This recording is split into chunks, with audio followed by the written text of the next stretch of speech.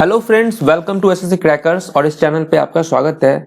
दोस्तों, अगर आपको वोकैबुलरी सेक्शन को लेकर आप बहुत परेशान हैं, आपको ऐसा लग रहा है कि आपने अभी तक कुछ नहीं पढ़ा है या आपने बहुत कुछ पढ़ा है और उसके बाद भी आपको ये टेंशन लगा हुआ है कि एग्जाम में वो क्वेश्चन आएगा कि नहीं आएगा, एग्जाम में जो क्वेश्चन होता है वो कहाँ से आता है, किस तरीके से रिलेटेड क्वेश्चन आता है, ये सारे जो आपके टेंशन है ना, ये सब टेंशन इस वीडियो को देखने के बाद आपका दूर हो जाएगा।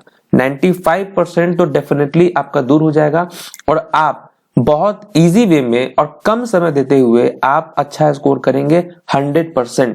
100% इस बात की गारंटी मैं लेता हूं और 100% आपका स्कोर होगा, ये मैं जानता हूं, क्योंकि एसएससी का जो रेंज है वो क्या है वो अच्छे तरीके से मैं आपको इस वीडियो में बताने वाला हूं।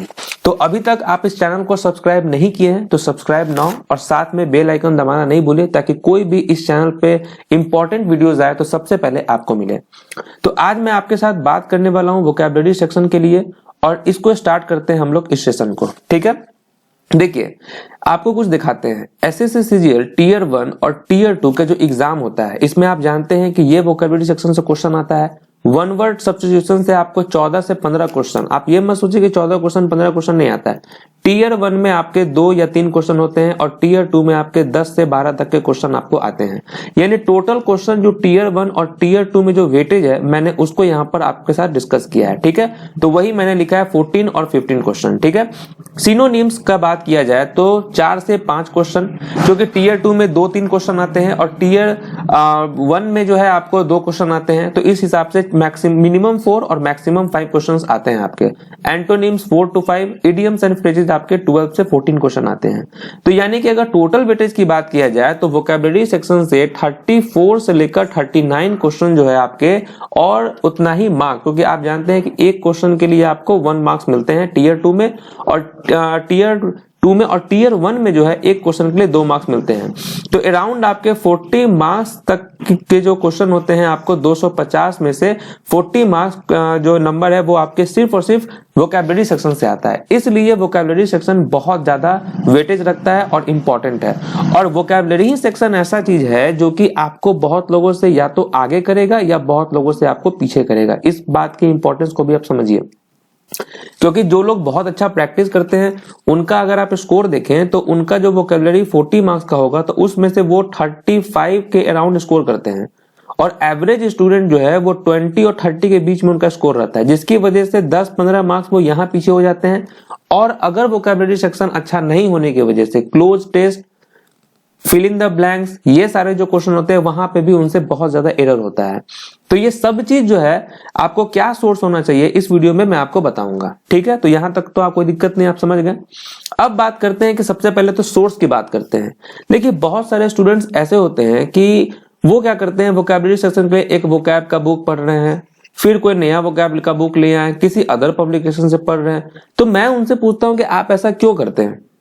ठीक है, आप उसके बावजूद क्या है कि आप इतना वोकैबुलरी सेक्शन के हर एक बुक में अपना एक वोकैबुलरी सेक्शन होता है। अब आप क्या सब बुक के वोकैब को आप कमांड करने की कोशिश करेंगे तो ये शायद इम्पॉसिबल है। बहुत लोग के लिए पॉसिबल हो सकता है, इम्पॉसिबल तो ऐसा कुछ है नहीं, बट पॉसिबल हो सकता है। बट मैं आपको बोलना चाहता हूं कि देखिए, आप जानते हैं कि 40 मार्क्स में से आपको ऐसा नहीं है कि पूरे दिन भर आपको जो है वोकैब पे टाइम देना है और अपना टाइम को किल करना है। ऐसा सोर्स खास करके एसएससी के एग्जाम में एक बेनिफिट ये है कि जिस तरीके से आप जानते हैं कि जो वोकैबुलरी सेक्शन का जो दायरा होता है, जो रेंज होता है, वो बहुत सीमित है एसएससी में खास करके, और ये क्या है वो मैं आपको आगे बताने वाला हूं। तो इसीलिए मैं बोलना चाहता हूं कि सोर्स जो है, जब आपके पास अवेलेबल है एमबी पब्लिकेशन, आपके पास अवेलेबल है किरण चैप्टर वाइज, आपके पास अवेलेबल है केडी कैंपस, ये 3 बुक जब आपके पास अवेलेबल है तो इसका आप इस्तेमाल क्यों नहीं कर रहे हैं और क्यों नहीं करना चाहिए? ये भी मेरा एक सवाल है, क्यों नहीं करना चाहिए?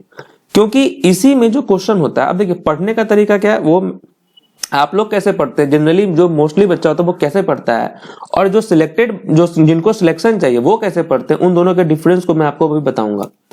तो वही कह रहा हूं कि सोर्स जो है वो एमबी पब्लिकेशन, किरण चैप्टर वाइज, केडी कैंपस का वॉल्यूम 1 और वॉल्यूम 2, ये तीनों बुक आपके पास होने चाहिए। अब इस तीनों बुक का बेस्ट यूटिलाइज कैसे करें आप, बेस्ट यूटिलाइज आप कैसे करें वो अब आप समझने की कोशिश कीजिए। देखिए how to study and learn. देखिए ये प्रीवियस ईयर का मैंने क्वेश्चन लिया है। देखिए अब क्या होता है कि जो एक बच्चा होता है जो कि एक तरह का मतलब इस सिनोनिम्स को वो ऐसा समझते हैं कि ये इनका टास्क है, उसको वो कंप्लीट करें। इसके लिए वो क्या करते हैं कि जैसे डिफिडेंट हो गया, अब डिफिडेंट का अगर सिनोनिम्स की बात करें तो टिमिड हो गया, क्राफ्टी का मतलब हो गया आपका कनिंग, उसके बाद एक्सॉर्बिटेंट का मतलब हो गया एक्सेसिव, पेंचेंट का मतलब हो गया लाइकिंग। अब ये क्या हुआ कि ये 4 वर्ड याद कर लिए और उनको लगा कि वो जो किरण चैप्टर वाइज में सिनोनिम्स दिया हुआ है वो याद कर लिए। एक तरीका पढ़ने का ये हो गया, एक तरीका इस तरीके से कम मैं जानता हूं कि 70% ऐसे स्टूडेंट्स होते हैं जो इसी तरीके से पढ़ते हैं, क्योंकि टोटल अगर 800 क्वेश्चन अगर आपके चैप्टर वाइज में दिया हुआ है तो 800 क्वेश्चन को वो इसी तरीके से एक वर्ड याद किए, तो यानी कि 801 पे उनको कमांड हो गया। अब देखिए स्मार्ट स्ट्रेटेजी क्या होना चाहिए और किस तरीके से अगर आपको 100% मार्क्स चाहिए तो आपको कैसे पढ़ना चाहिए। आपको करना चाहिए कि ठीक है आप 10 क्वेश्चन, आपके पास तो सिर्फ ये 800 सिनोनिम्स में से आप 800 किए, लेकिन इनटू अगर आप 4 करें तो आपका होता है 3200 क्वेश्चन, यानी 3200 वर्ड हो गया। आप 3200 वर्ड पे आपको कमांड होगा। अगर आप ठीक है इसमें टाइम लगेगा, लेकिन विश्वास मानिए अगर आप एसएससी 2017 की अगर आप बात करें तो उसमें जो सिनोनिम्स था, आपको एंटोनिम्स था, वन वर्ड था, ये सारे प्रीवियस ईयर के ही क्वेश्चन थे, लेकिन बहुत सारे स्टूडेंट्स को लग रहा था कि नया वर्ड दिया हुआ है, क्योंकि वो जो है नहीं देख पाए और नहीं समझ पाए। जैसे देखिए अब डिफिडेंट जो है उसका आंसर टिमिड दिया हुआ है, तो आप अनहैप्पी अगर आपको आता है तो आप इसको याद छोड़ दीजिए। डिसकर्टियस हो गया, जेंटल हो गया, क्राफ्ट। तो यानी कि मेरा कहने का मतलब है कि जो ये 4 ऑप्शन दिया हुआ है, इस 4 ऑप्शन पे को भी आपको एक अपना नोट्स बना के और इसके वर्ड मीनिंग को आपको याद करना चाहिए और डेली बेसिस पे करना चाहिए। जैसे कि 800 वर्ड दिया हुआ है, हर दिन आपके पास अभी पर्याप्त समय है। अगर हर दिन आप 20 वर्ड याद करते हैं, यानी कि 40 डेज के अंदर में आप आराम से इस 3200 वर्ड को आप याद कर सकते हैं।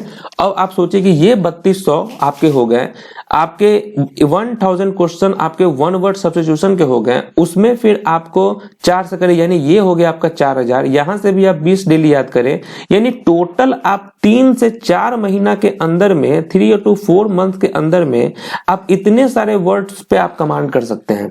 और एसएससी इसके आगे कहीं से नहीं पूछने वाला है, क्योंकि एग्जामिनेशन में चाहे वो बैंक का एग्जाम हो, चाहे वो एसएससी का एग्जाम हो, जो भी क्वेश्चन होता है उसका जो रेंज होता है पूछने का, वो ऐसे क्वेश्चन होते हैं जो कि काफी यूज में होते हैं, जो कि काफी प्रचलित होते हैं, वही वर्ड पूछते हैं। ऐसा नहीं कि कहीं से उठा के कुछ भी पूछ दिए, ऐसा नहीं होता है। क्योंकि इसीलिए मैं आपको बोल रहा हूं कि इस तरीके से आपको पढ़ना है। तो क्योंकि जब एसएससी का जितना भी क्वेश्चन 2017 वाला जब इंग्लिश का वो चेक किया गया, उसके एक एक क्वेश्चन को, वोकैबुलरी सेक्शन को, वो सारे क्वेश्चन आपके प्रीवियस ईयर से निकले। और वो निकले कहां से, तो इन 4 वर्ड में से। जैसे कि इविल, अनकाइंड, कनिंग, इनफेमस दिया हुआ है, तो हो सकता है कि वो आपसे क्राफ्टी का नहीं पूछा, वो आपसे इविल पूछ दिया, ये वर्ड यहां से उठाकर और उसने क्वेश्चन पूछ दिया। इस तरीके से इसी को बोलते हैं वो अब लोगों को इसका वर्ड मतलब नहीं पता है, तो वो हो सकता है उसके लिए नया हो गया। लेकिन जो बच्चे केवल इन 3 बुक के जितने भी 4 ऑप्शन दिए हुए, उसी ऑप्शन को याद करके और केवल उसी पे कमांड करे और उसी को रिवाइज बार बार करें, तो फिर उनका एक क्वेश्चन इधर से उधर नहीं जाने वाला। इस बात की गारंटी आप मेरे से ले लीजिए। इसलिए मैं बोल रहा हूं आपको कहीं और भटकने की जरूरत नहीं है। जो मैंने आपको इस चैनल पे इस चैनल पे मैंने आपको एक स्ट्रेटेजी बताया था पढ़ने का कि कैसे आपको पढ़ना है, उसमें मैंने आपको 2 घंटे का टाइम दिया था कि one word, idioms, syno, grammar के रूल्स, वो आप आधे घंटे के अंदर में केवल 20-20 को अभी से ही स्टार्ट कर दीजिए नोट्स बनाकर और याद करने का। आप देखिए कि आप कहां से कहां पहुंच जाएंगे। आप 2 महीना के बाद आप मेरे चैनल पे आइए और आप मुझसे बात कीजिए और तब आप बताइए कि आपका इंप्रूवमेंट कितना ज्यादा है। ठीक है। अब देखिए उसी तरीके से आप यहां भी देखिए, a record of one's life written by oneself. आप जानते हैं ऑटोबायोग्राफी। अब इसका मतलब क्या हुआ, इसका मतलब क्या हुआ, इसका मतलब क्या हुआ, ये आप अगर नहीं याद करेंगे तो फिर अगर आपसे बिब्लियोग्राफी का मतलब पूछ दिया गया तो आप क्या जवाब देंगे। अब जो बच्चा को आता है उसके लिए तो इजी हो गया, जो बच्चा को नहीं आता उसको लग गया क्वेश्चन कहां से पूछ दिया। Belonging to same period contemporaries, one who listening secretly to private conversation, the eavesdropper. अब ये सब जो आपको दिया हुआ है ये सब, अब इनक्रोचर ये हो गया। अब ये सब का आप नहीं करेंगे। अब जैसे कि अब आपको टास्क मिल गया, आज से ही आप स्टार्ट कर दिए। जो भी 4 आपको ऑप्शन दिया हुआ है उसका आप खुद से एक तैयार कीजिए और आप इसको याद कीजिए। एक क्वेश्चन अगर आपका एक्स्ट्रा पूछ दिया तो फिर आप मुझे बताइएगा कि एक क्वेश्चन एक्स्ट्रा कहां से पूछ दिया। देखिए 100% अटेम्प्ट होगा आपका विद 100% एक्यूरेसी के साथ, ठीक है। अगर आप इस तरीके से फॉलो करते हैं पूरा टेंशन आपका दूर हो जाएगा, ठीक है। तो देखिए इस चीज को मैंने आपको बताया और आपको समझाया और आपका डर और आपका भय आपका दूर करने की मैंने पूर्ण रूप से कोशिश की है इस वीडियो में। Thank you for watching this video. अब मिलते हैं आपसे नए स्ट्रेटेजी और नए चीज के साथ। तब तक बने रहिए इस चैनल के साथ। तब तक के लिए ऑल द बेस्ट।